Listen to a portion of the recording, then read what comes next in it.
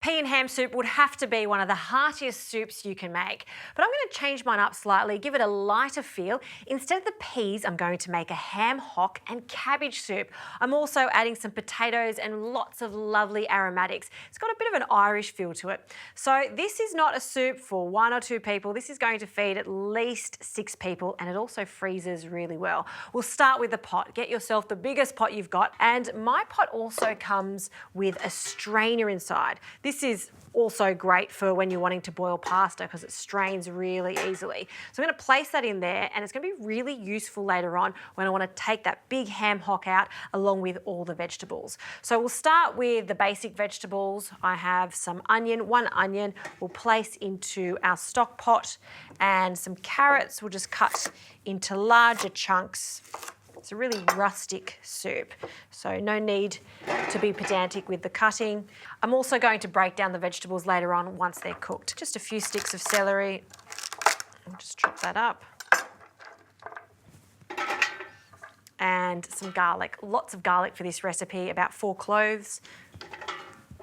The ham hock can go in next. Now you want it to be about 1 kilo, and that can just sit in there, and you can see why a large high pot like this works. So it's going to be completely submerged in our stock and water. All right, cabbage time. I'm using a savoy cabbage. It's the curly cabbage. I like this because it is full of flavour and it cooks well. I won't need this whole cabbage, so I'm just going to cut in half to start with. Have a look inside this. Isn't it a stunning cabbage? And we'll just quarter it. I think quarter will be absolutely sufficient for this. I'll take the stalk out, not all of it, just a little bit so it still holds its shape, and then I'm going to cut it again. Okay. Now, I'm not going to cut it any further because when it cooks low and slow, I don't want it to fall apart. I want it to hold its shape. So we'll just leave it quite chunky as is. Some herbs, fresh bay leaves, so 2 bay leaves, and a good amount of thyme. I'm not even going to pick that off because we'll strain it later on. Loads of flavours being developed here. Next, potatoes. So just 3 or 4 potatoes. I'm leaving the skin on these ones, and I'm just going to cut them in half. Okay, if they're bigger, cut them in quarters. And I'll just pop them in and around the cabbage. All right, time for the liquid. Some chicken stock. And then I'm also going to add some water to this. I'll leave the lid off at this stage. We're going to bring it up to the boil. Once it boils, we'll turn it down to a low heat. Lid goes on, and you want to cook that for a few hours or until the meat is super tender and falling off that bone.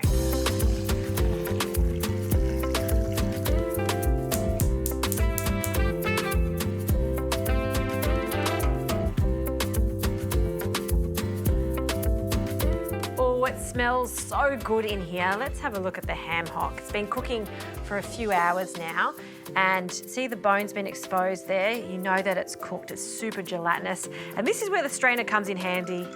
So we're just going to drain off all of our gorgeous broth that's gathered in the bottom there, and then we're going to place this over here. So now it's time to just allow this to cool slightly, and then I'm going to pick all the meat off the bone and just chop up the vegetables into smaller pieces.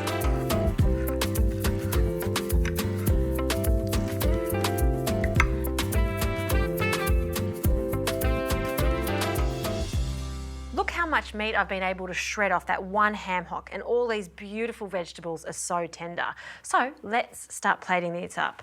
A lovely chunk of that cabbage, some of that shredded ham hock.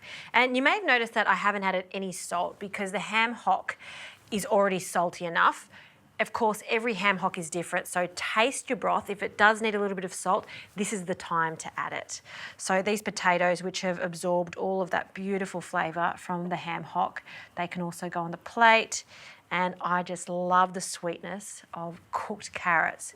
Carrots that have been cooking for hours, they are so sweet. We'll pop that in there. And now for this gorgeous broth.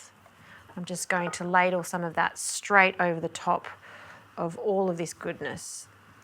Look at the clarity of it. Fantastic. Put that down. And just to bring in some freshness, I love the addition of some parsley. So we'll just take that off the stalks. We'll finely chop it. And we'll sprinkle that over the top. I love dishes like this. They're old school, they're rustic, they're inexpensive, and it feeds a crowd. I just love how it's more about all of the vegetables and the ham hock, and then a little bit of the broth just to tie it all together. A delicious, very homely dish right there.